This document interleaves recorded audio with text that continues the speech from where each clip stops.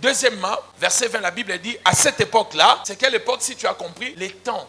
C'est à l'époque où les temps s'approchaient. Écoutez-moi bien, la naissance de quelque chose prouve qu'il y a un temps qui est arrivé. Moïse est né au temps où Dieu devait accomplir quelque chose. Cette mission-là, c'est Moïse qui devait le faire et Dieu a permis qu'il soit né. Deuxième point, pour savoir que tu es dans les kairos de Dieu, c'est lorsque quelque chose naît en toi. Une nouvelle chose qui vient de naître dans ta vie. Ça peut être une idée, ça peut être une pensée, ça peut être un conseil qu'on t'a donné. Des fois, ce n'est pas l'argent, mais tu as une idée.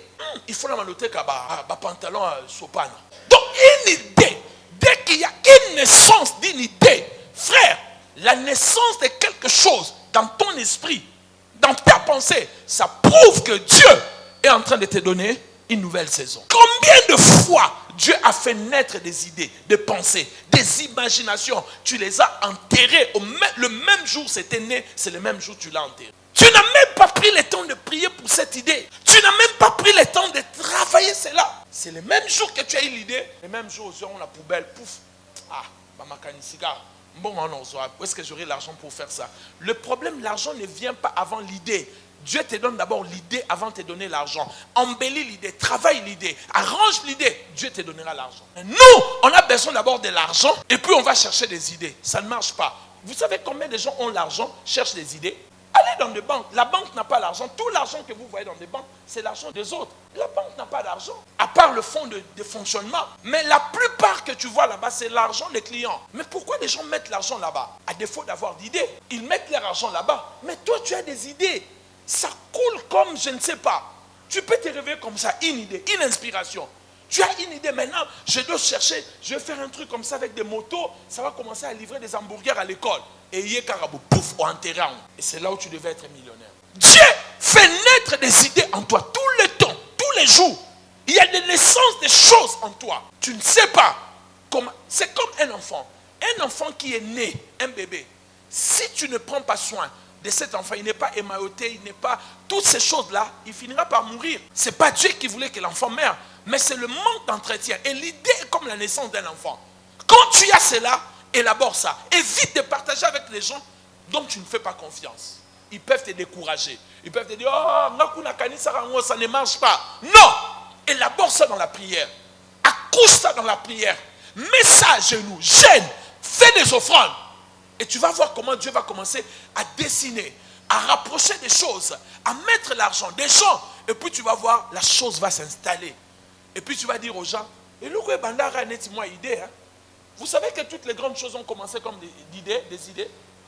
Est-ce que vous le savez? Ce que je vous dis, c'est important. Si vous ne prenez pas ça au sérieux, mon ami, nous reviendrons ici jeudi, au Bouki, au Longi, tout ça. Mais mardi, on chante, on danse. Frère Benjamin nous fait danser. Et puis, 7 ans après, tu commences à avoir la barbe grise comme moi. Et puis, oh, mon Dieu, comment on l'aime. À un moment, 7 ans après, 14 ans, rien ne change. Toi-même, tu dis, d'ailleurs, je quitte le christianisme. Église des Noirs. Oh, ma église. Le problème, ce n'est pas Dieu. Tu ne te réveilles pas. Bénissez le Seigneur que vous avez un pasteur qui vous dit des secrets de vérité et spirituelle et de la vie. Frères et sœurs, pardonnez-moi. J'ai vraiment envie d'arrêter. Qu'est-ce que tu penses que... Comment tu penses que ta vie va changer? En faisant quoi? Écoutez bien ce principe. En faisant la même chose, tu auras le même résultat. Donc si tu veux changer le résultat, change les choses que tu fais maintenant. L'année prochaine, tu auras le même résultat parce que tu n'as rien modifié dans ce que tu fais. Oui, commence à faire quelque chose. Dieu t'a donné... Combien d'idées Dieu t'a donné? Tu le sais. Dieu t'a donné des idées, des opportunités. Tu as même acheté l'aspirateur, tu as même acheté ceci, tu as eu des idées, tu as dit je vais commencer. Et puis, tu l'as enterré. Et puis maintenant tu dis, on s'est motivé, dis amen. Il faut penser, Dieu te bénira à travers ton talent, à travers ton savoir-faire. La prière a sa responsabilité, mais la prière ne fait pas tout. Ne passe pas le temps en prière si les choses ne vont pas tomber.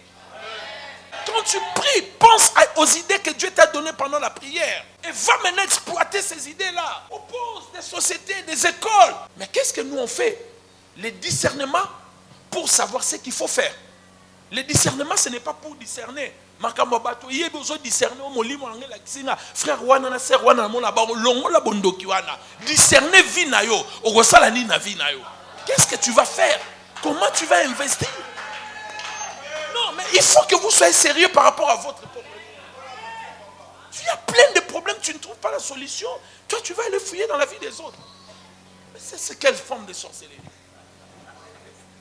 Non, mais je vous dis la vérité. Moi, je ne peux pas comprendre. J'ai des problèmes et que j'aille regarder encore le problème des autres. Bon, passons. Amen.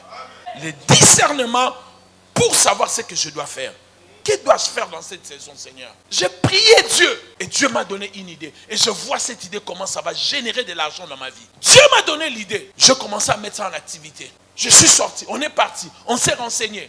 Et regardez comment Dieu fait les choses. La personne que je croise me conduit directement chez le PDG, sans rendez-vous. On parle comme ça, il dit, attends, je demande au PDG. Et puis à un moment, il me révèle la carte. Il me dit, voici ce qu'il faut faire. Il faut faire ça. Et puis le gars dit, moi je vais te permettre de le faire facilement. Quand Dieu te donne l'idée, papa, c'est ça, la naissance. La Bible dit, à cette époque-là, naquit Moïse. Qu'est-ce qui est né dans ta vie? Quelle est cette idée depuis un moment, ça naît dans ton cœur? Tu sens qu'il y a mon effort dans la salle. On dirait dans 3 mois, il faut on dirait dans 2 mois, je dois faire cela. Qu'est-ce qui est en train de naître dans ton cœur? Dieu est grand, mon ami. Ne jouez pas avec Dieu. J'ai quelque chose que je ne vais pas partager avec vous. Parce que ce n'est pas encore bien préparé. Peut-être vous pouvez aussi me décourager. Aujourd'hui, comme ça, je n'ai rien demandé. J'ai vu seulement le kairos de Dieu. Quelqu'un qui me dit, mais regarde, fais ça. Je dis, oh non, non. Et puis l'autre dit, oh, ta vie peut changer comme ça. Toi, tu crois comment? Les choses se passent comme ça. Et je vois le gars prendre le téléphone. Il appelle la personne. Il dit, je t'envoie telle personne. Reçois cette personne-là. Je l'appelle, la personne me dit, non, passe demain à telle heure, on va en parler. Donc ça veut dire que si je mets mon esprit dans ça, que Dieu fasse sa volonté. Mais je suis rentré chez moi, j'ai dit Dieu. Parce que je sais aussi une chose. Satan aussi donne des opportunités. Des fois, ce n'est pas Dieu. J'ai dit, Dieu, si c'est toi, fais-le. Si ce n'est pas toi, comme la porte elle est ouverte, ferme-la. Herménétiquement, et pour que je ne passe pas à côté. Amen.